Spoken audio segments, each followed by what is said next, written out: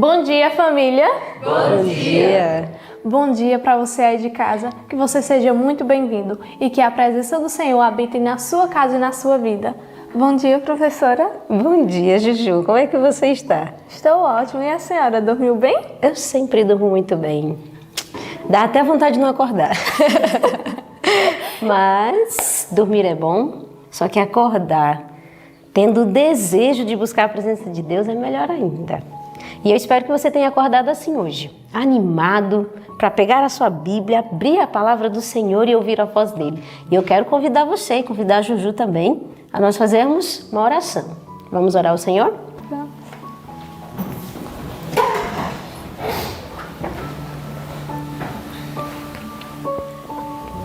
Amado Deus e nosso Pai, quão especial é estarmos na Tua presença, Senhor. E que oportunidade o Senhor está nos dando ao amanhecer esse dia e buscarmos ao Senhor. Imploramos a Tua bênção, imploramos a Tua companhia e também o discernimento do Espírito Santo.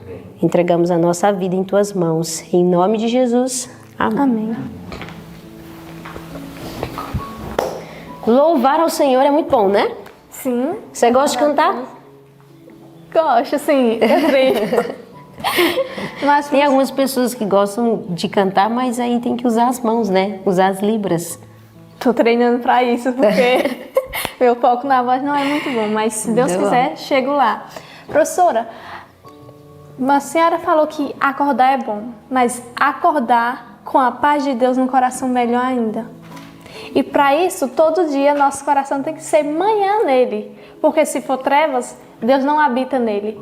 Mas para hoje o dia ser melhor e Deus habitar em seu coração, vamos louvá-lo com o hino 226, é manhã no coração. Amém.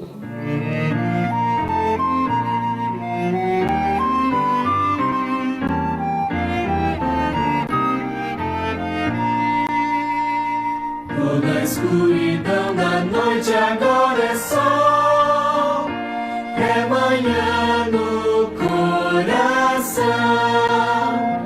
Vivo hoje a luz de último arrebol, é manhã no coração. É manhã, sim, é manhã no coração. Por Jesus as trevas todas dissipou. Doces hinos cantarei, por Jesus hoje é meu rei. É manhã, sim, é manhã no coração. Posso ouvir os passarinhos a cantar. É manhã no coração. Minha vida é qual um bonançoso mar. É manhã no coração. É manhã, sim, é manhã no coração. Por Jesus as trevas todas dissipou. Doces hinos cantarei, pois Jesus hoje é meu rei. É manhã, sim, é manhã no coração. Com Jesus eu tenho um paraíso em mim. É manhã no coração. Meus deveres com amor eu cumpro enfim. É manhã no coração. É manhã, sim, é manhã no coração. Por Jesus as trevas todas dissipou. Doces hinos cantarei, por Jesus hoje é meu rei. É manhã, sim, é manhã no coração. Sou feliz, pois encontrei meu Salvador. É manhã no coração. E com ele hei de estar no lar de amor. É manhã no coração. É manhã,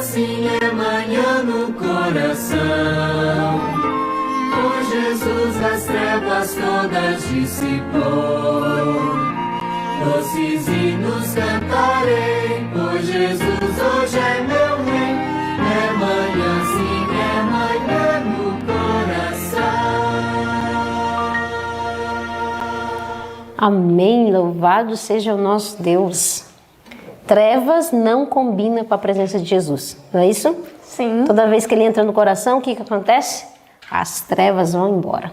Que bom isso, né? Que alegria. E você aí de casa está preparado? Você já sabe o que nós vamos fazer, não sabe? Se você tem acompanhado todos os dias, você sabe. E eu creio que você já deva estar com um pouquinho desse verso decorado. Você já tá, Juju? Um pouquinho, sim. Um pouquinho sim, olha aí. Mas vamos chegar lá, né?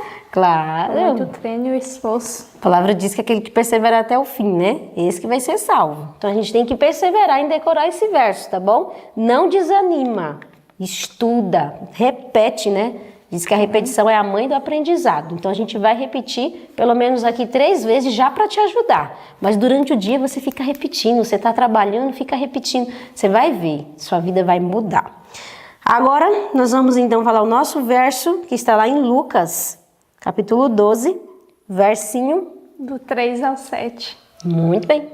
Então nós vamos contar. Vamos chamar todo mundo para contar junto com a gente? Às vezes o pessoal só conta só, né? Vamos todo mundo contar junto? 1, 2, 3. Lucas 12, do 3 ao 7. Porquanto tudo que em trevas dissestes, a luz será ouvido. E o que falastes ao ouvido no gabinete, sobre os telhados será apregoado. E digo-vos, amigos meus, não temais os que matam o corpo e depois não tem mais o que fazer. Mas eu vos mostrarei a quem deveis temer. Temei aquele que, depois de matar, tem poder para lançar no inferno. Sim, vos digo, a esse temei.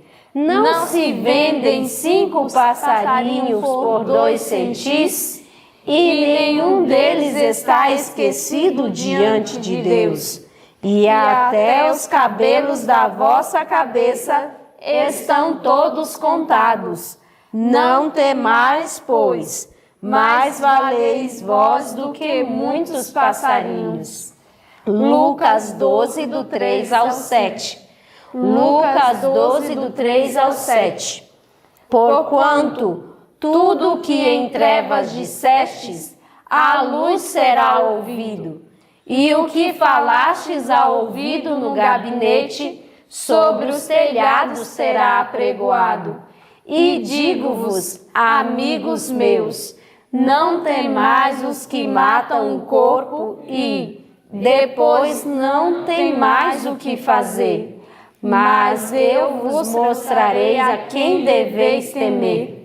Temei aquele que, depois de matar, tem poder para lançar no inferno. Sim, vos digo, a esse temei.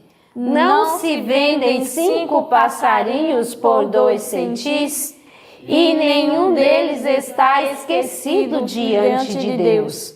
E até os cabelos da vossa cabeça estão todos contados. Não temais, pois, mais valeis vós do que muitos passarinhos. Lucas 12, do 3 ao 7. Lucas 12, do 3 ao 7. Porquanto tudo que em trevas dissestes, a luz será ouvido. E o que falastes ao ouvido no gabinete, sobre os telhados será apregoado. E digo-vos, amigos meus, não temais os que matam o corpo e depois não tem mais o que fazer. Mas eu vos mostrarei a quem deveis temer. Temei aquele que, depois de matar, tem poder para lançar no inferno. Sim, vos digo, a esse temei. Não se vendem 5 passarinhos por 2 centis, e nenhum deles está esquecido diante de Deus. E até os cabelos das vossas cabeças estão todos contados. Não temais, pois, mais valeis vós do que muitos passarinhos. Lucas 12, do 3 ao 7. Amém. Se você falou junto, louvado seja Deus. Que você guarde esse texto no seu coração. E olha só, aqui tem uma advertência bem interessante para nós, né, Juju? Sim. Nós temos que temer a pessoa certa, né? Temos que temer aquele que tem poder de lançar a alma no inferno. Que sério isso, não? Muito sério. Então, o que nós temos para dizer para o pessoal que está lá do outro lado? Que você não tema a qualquer tipo de pessoa, porque Deus é com você. A partir do momento que você abre a palavra de Deus e estuda, que é isso que você faz todo dia no ano bíblico, ninguém tem poder para fazer qualquer mal diante de você, porque Deus é contigo. Amém. E fica com o estudo. Que Deus te abençoe. Até a próxima. Olá, bom dia, irmãos. Bom dia. Que Deus possa estar iluminando a vida de cada um de vocês. Bom dia para os nossos amigos de casa. Que nesse momento o Espírito Santo possa estar falando aos seus corações e que esses ensinamentos possam serem colocados em prática na vida de cada um de vocês. Nessa madrugada nós estudamos o capítulo 5 até o capítulo 7 do livro de Amós. Também estudamos o Evangelho de João, o capítulo 12, do verso 20 até o verso 50, e estudamos o livro Desejado de Todas as Nações, o capítulo 68, que teve como título No Pátio. E nesse momento nós estaremos abordando os ensinamentos que o livro de Amós trouxe para nós, aqui no capítulo 5 e no capítulo até o capítulo 7. O tema específico, para se haver a contextualização da situação que estava acontecendo, era a seguinte: o povo de Israel, nesse momento, estava ainda dividido entre as tribos do norte e as tribos do sul. A tribo do norte estava passando por um momento de prosperidade enorme. Estava tudo indo bem, tudo indo certo, sem guerras, e eles estavam avançando, estavam em glória, digamos assim, nesse momento. Mas à medida em que eles estavam em glória, cheio de riqueza, cheio de poderio, eles estavam com a religião em decadência. Afastaram-se de Deus. Eis o perigo da riqueza, né? Até porque é mais difícil carregar o cálice quando está cheio do que quando ele está vazio. E nesse momento o cálice de Israel, da nação do norte, estava cheio de riquezas e estava sendo difícil conduzir porque o inimigo estava tentando. Então foi nesse contexto que Deus levanta o profeta Amós para lançar duras sentenças para aquela nação. Para vocês terem uma ideia, aqueles príncipes, aqueles reis estavam roubando aquela classe menor, aquela classe pobre. E enquanto existiam muitas pessoas em excesso com dinheiro, havia em excesso muitos pobres também, justamente por conta desses roubos, justamente por conta dessa desigualdade. Mas Deus, ele tinha que enviar como metodologia de educação, de ensino, para que o povo pudesse voltar para o trilho, alguns juízos. E ele proferiu algumas sentenças que iriam acontecer caso o povo permanecesse nesse estado deplorável. Então foi nesse panorama que nós entramos agora no capítulo 5. E antes de qualquer sentença ou juízo, Deus sempre manda um aviso. Ele sempre manda uma mensagem especial mostrando: olha, tal situação vai acontecer por conta disso e por conta daquilo. Mas se vocês se arrependerem, ainda há esperança, ainda há salvação. E no verso 4, o Senhor deixa claro o que o povo deveria fazer. Aqui no capítulo 5, no verso 4, o melhor. Exatamente, no verso 4 nos diz o seguinte: pois assim diz o Senhor à casa de Israel, buscai-me e vivei. Esse é o conselho que o Senhor assim proferiu. Vocês têm que me buscar. Se vocês me buscarem verdadeiramente, com certeza esses juízos serão evitados e vocês vão viver. E o Senhor continua falando o seguinte no verso 5. Porém, não busqueis a Betel, nem venhais a Gilgal, nem passeis a Beceba, porque Gilgal certamente será levada cativa e Betel será desfeita em nada. Essas localidades, tanto em Betel e Gilgal, eram centros, certo? Ali existiam alguns santuários religiosos, contudo, eram santuários religiosos ilegítimos. Deus disse, não busqueis essas localidades, buscai a mim e vocês vão o quê? Vocês vão viver. E quais práticas nesse momento, nessa situação, nesse período, essa nação, a nação de Israel, estava a cometer? No verso 12 nos deixa muito claro a respeito disso.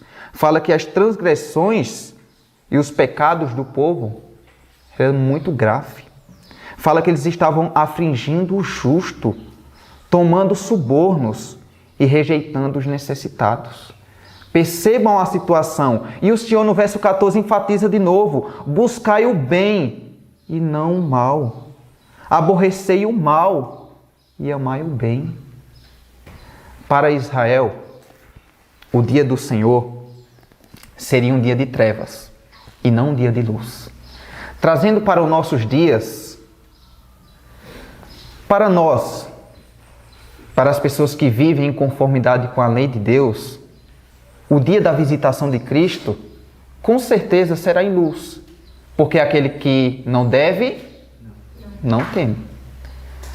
Mas para as pessoas que estão em erro, em desobediência, com certeza o dia da visitação de Cristo será em trevas.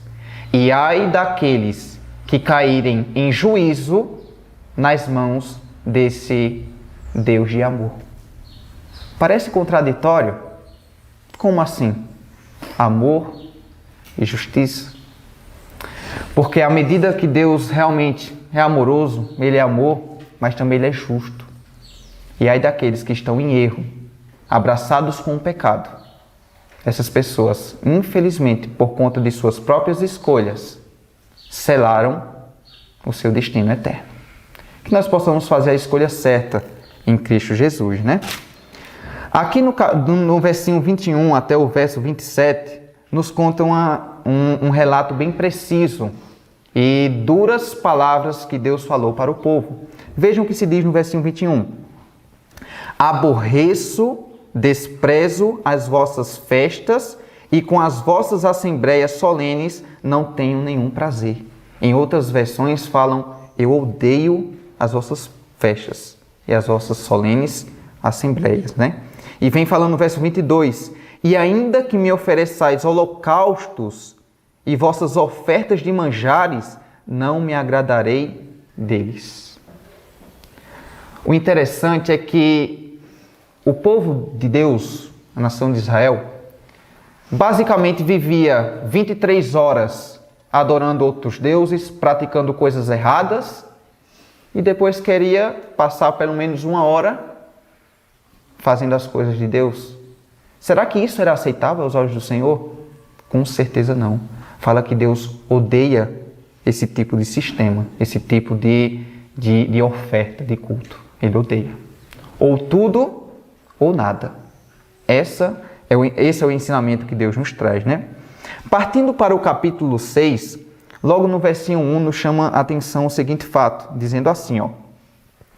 Ai dos que andam à vontade em Sião, e dos que vivem sem receio no monte de Samaria. Em outras palavras, ai dos letárgicos que vivem na inércia, despreocupados, aproveitando o que o mundo tem para oferecer. Para essas pessoas, sabe o que vai acontecer? Verso 7. Portanto, agora ireis em cativeiro, entre os primeiros que forem levados cativos, e cessarão as orgias de todos vocês.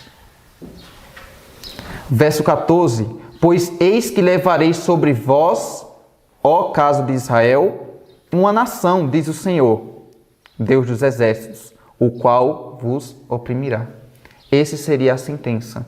Esse seria a punição dessas pessoas que, porventura, insistissem em permanecer no erro, na desobediência. Partindo para o capítulo 7, aqui vem falando a respeito de 3 visões. E logo que chama a atenção, na primeira visão, vem falando sobre a visão dos gafanhotos, né? Onde aqueles gafanhotos iriam ali acabar com a erva de toda a terra. E o interessante foi a atitude do profeta em meio a essa situação, né? Fala que o profeta, ele rogou, ele pediu perdão a Deus para que essas coisas não advinhessem sobre a nação de Israel. Então fala que Deus se arrependeu e aquela situação ali não iria mais acontecer. Muitas pessoas ficam se perguntando, mas Deus se arrepende? Deus, ele muda de ideia? Como que funciona o arrependimento divino? Basicamente, o arrependimento divino consiste no seguinte fato. O arrependimento divino consiste na mudança no trato com o pecador à medida que o pecador se arrepende e volta para os caminhos de Deus. Em outras palavras, um exemplo prático. Lembram de Jonas indo para Nínive? Nínive estava condenada.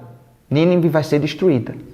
Mas Jonas foi lá, pregou e eles se arrependeram. E voltaram para os caminhos do Senhor, aceitaram a mensagem. Então Deus se arrependeu do mal que intentara fazer, ou da punição, do juízo que intentara fazer a Nínive, porque eles agora responderam favoravelmente ao quê? Às advertências. E por isso eles foram o quê? Naquele primeiro momento foram salvos, né? Então o arrependimento divino consiste basicamente nisso, na mudança no trato com o pecador, quando o pecador deixa o mal e vem para os caminhos certos do Senhor, né? Depois vem a segunda visão, que fala que Deus chamou o fogo do céu para exercer a justiça. Novamente o profeta intercede pelo povo e Deus se arrepende do que iria fazer. E depois culmina na terceira visão, onde Deus estava sobre um muro com um prumo. Um prumo, ele é usado como um instrumento de trabalho dos construtores para ver se a parede ou se um próprio muro mesmo está reto, está linheiro, está certinho e não torto. Então Deus estava fazendo o quê? Ele estava verificando, examinando a Israel para ver como que estava o estado de Israel.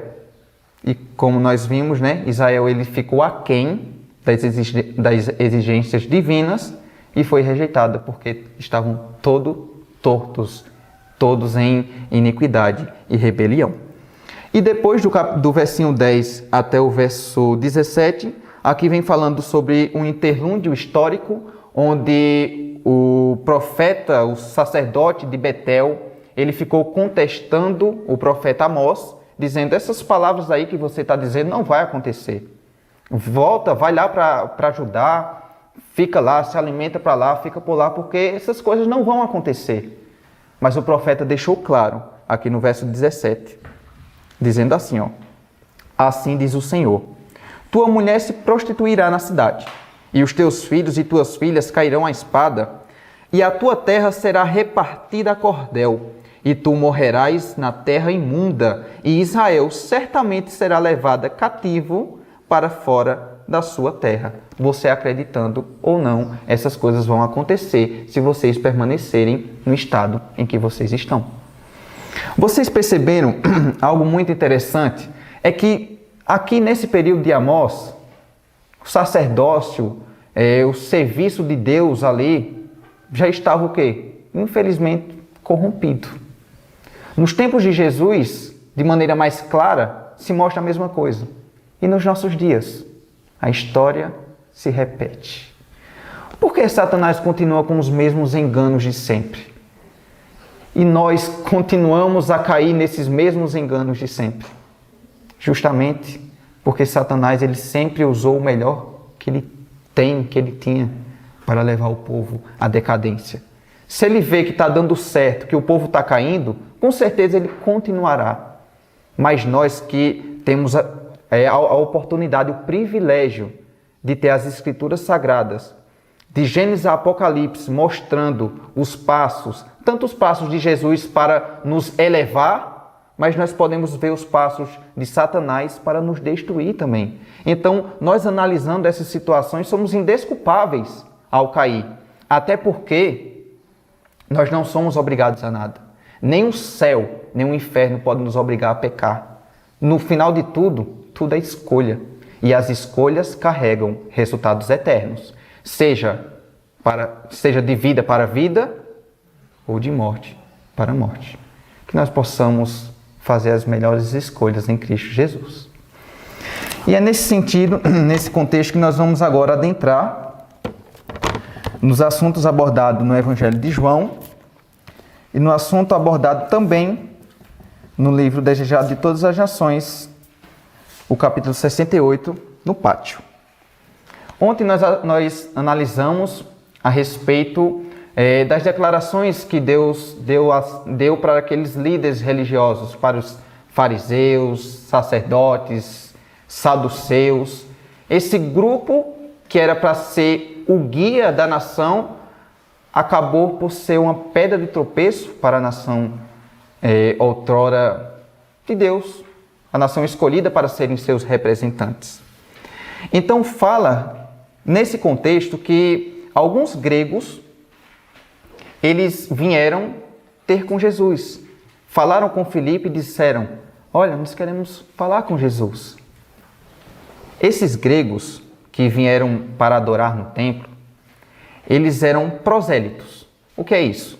Eram gentios que se converteram ao judaísmo.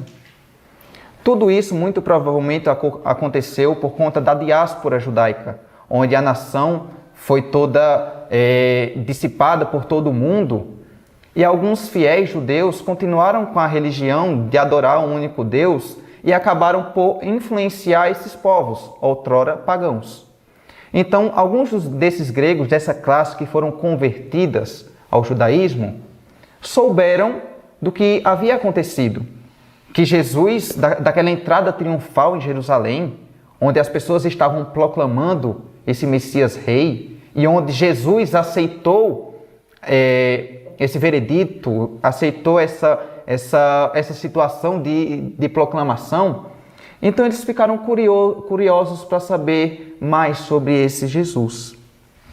E fala que quando Jesus soube que essa classe, esses gregos, queriam ter contato com ele, queriam ver ele, fala que o semblante dele iluminou de alegria, né?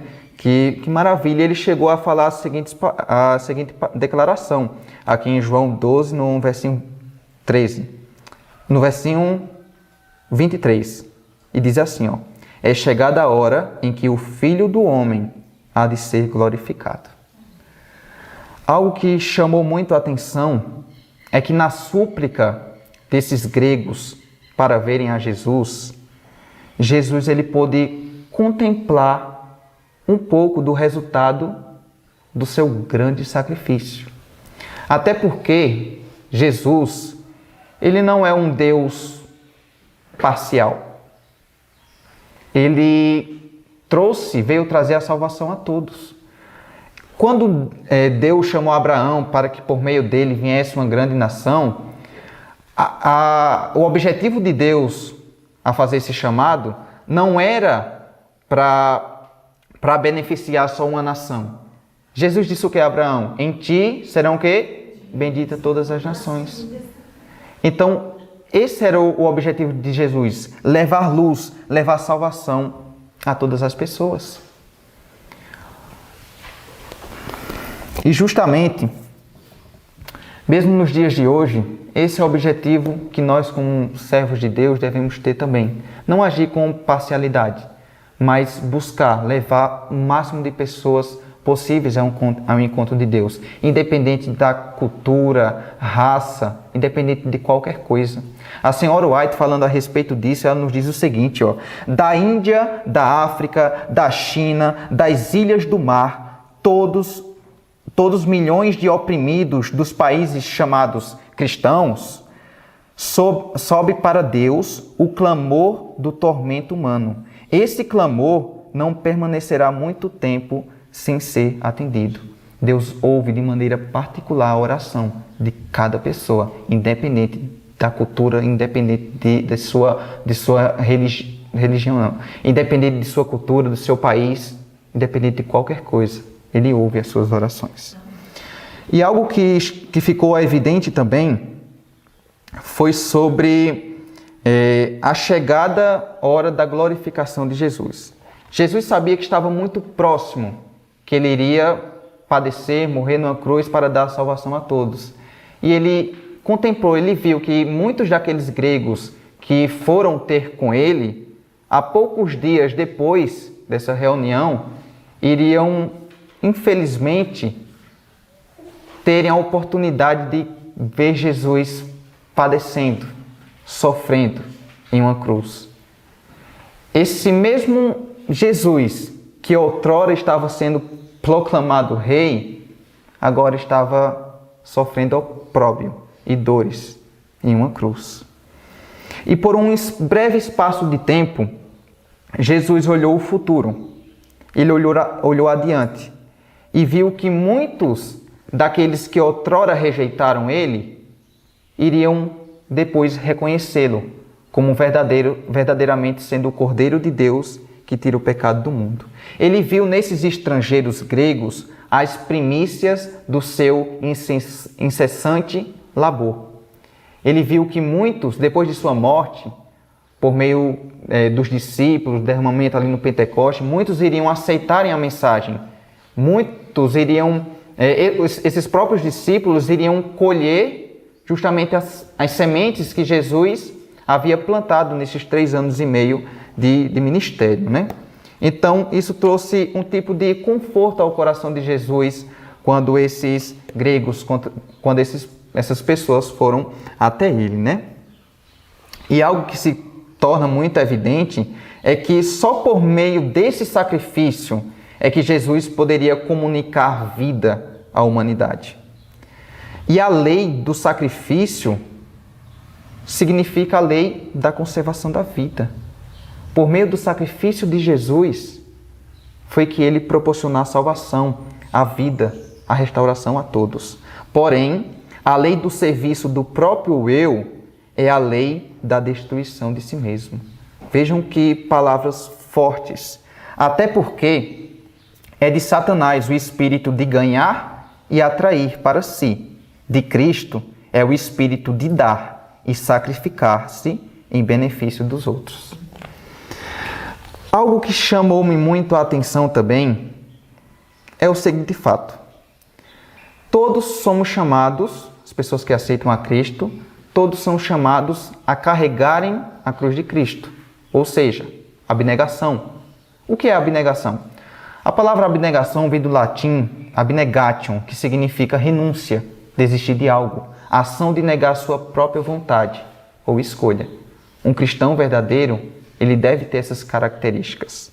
Mas apesar das dores de carregar a cruz de Cristo, vejam o que se diz aqui num parágrafo que começa: se alguém me serve, no meio dele nos diz o seguinte: todos quantos carregam com Cristo a cruz do sacrifício, partilharão com ele de sua glória. Vejam que bênção, que maravilha, né? E algo que me chama muito a atenção também é sobre o investimento. O que é uma pessoa? Como que ocorre um investimento mundano hoje em dia? Muitas pessoas, elas investem em algo pensando no futuro o quê? Retorno. E esse retorno será o quê? De maneira ampliada. Você investiu para receber de maneira ampliada. Um bom investidor, ele é guiado pelas estatísticas, pela lógica, pela razão. Mas Jesus era guiado pelo quê? Pelo amor.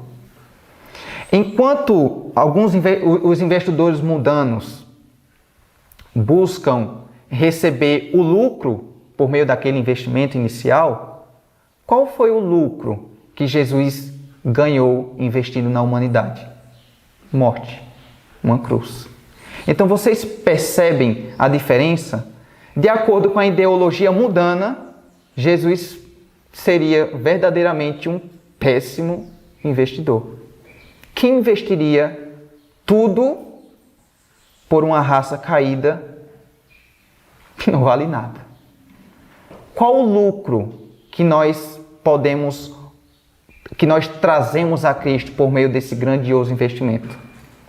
Vejam o que se diz nesse mesmo parágrafo, no meio dele diz assim, ó: a alegria de Cristo em sua humilhação e dor era que seus discípulos fossem glorificados com ele.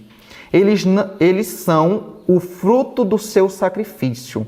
A formação neles de seu próprio caráter e espírito, eis sua recompensa, e será por toda a eternidade a sua alegria.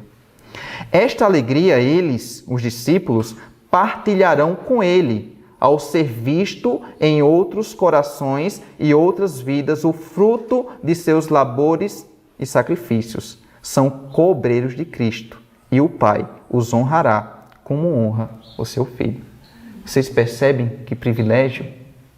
O retorno de Cristo desse investimento é justamente nós irmos para o céu e refletirmos o caráter de Cristo e passarmos a eternidade com Ele. Nós somos esse retorno do investimento. E depois veio no desenrolar dessas conversas com os gregos, aconteceu uma cena que marcou aquela situação, né? Fala que uma nuvem misteriosa, ela apareceu envolvendo Jesus em um silêncio sobre aquela situação e rompeu tudo.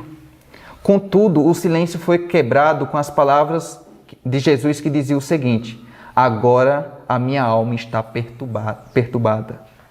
E que direi eu? Pai, salva-me desta hora? Essa foi a pergunta de Jesus. Ele quebrou nesse momento, era a humanidade de Cristo com a tristeza, com a angústia da certeza que, infelizmente, quando o pecado viesse sobre ele, iria haver o quê? Uma separação dele com o Pai. Mas nesse momento, a divina submissão à vontade do Pai falou mais alto. E ele disse o seguinte: mas para isto vim esta hora. E disse: Pai, glorifica teu nome. Então, uma voz do céu, que era o próprio Deus, por meio dessa nuvem, aos ouvidos de todos falou o quê? Já o tenho glorificado, e outra vez o glorificarei. Como que já tinha glorificado? Justamente por conta da vida de abnegação de Jesus. Jesus, ele glorificou o Pai por meio do seu exemplo prático, por meio de seguir os princípios santos e elevados de Deus. E quando Jesus morresse na cruz em prol da humanidade, novamente o nome do Pai seria o quê? Glorificado. E outra coisa que nós devemos levar em consideração é que, infelizmente, nessa situação, houve alguns que, infelizmente, não acreditaram. Ficaram dizendo: foi trovão que nós ouvimos. Outros diziam: foi a voz angélica. Já aqueles próprios gregos reconheceram: este verdadeiramente é um mensageiro de Deus. E de fato, realmente havia esses grupos. Uns não criam de jeito nenhum, outros acreditavam que realmente Jesus era o Messias, Jesus era Deus, Jesus era o tão esperado, e já outros confessavam em silêncio para si mesmo, porque tinham medo por causa dos fariseus. Como que os fariseus iriam agir em meio àquela situação? Tinham medo de confessar a Cristo. Mas nós podemos ver nesses homens que eles amavam mais o louvor dos homens do que a aprovação de Deus. E é a esse Jesus que nós servimos. Por muitos hoje em dia ainda continua a rejeitar a Cristo, não aceitar os seus ensinamentos, a tê-lo como um simples homem. Mas nós sabemos que a história e a Bíblia, que é a Escritura, que é a palavra de Deus, está aí para nos confirmar que realmente ele era o Messias, que realmente ele atraiu muitos para si. Flávio Josefo, ele foi um historiador do primeiro século. Ele foi contemporâneo dessas situações e ele testemunhou de muitos desses relatos. E falando sobre Jesus, ele deixou escrito o seguinte: havia nesse tempo Jesus, um homem sábio, se é lícito chamá-lo de homem, porque ele foi autor de coisas admiráveis. Um professor tal que fazia os homens receberem a verdade com prazer. Ele fez seguidores, tanto entre os judeus como entre os gentios. Ele era o Cristo.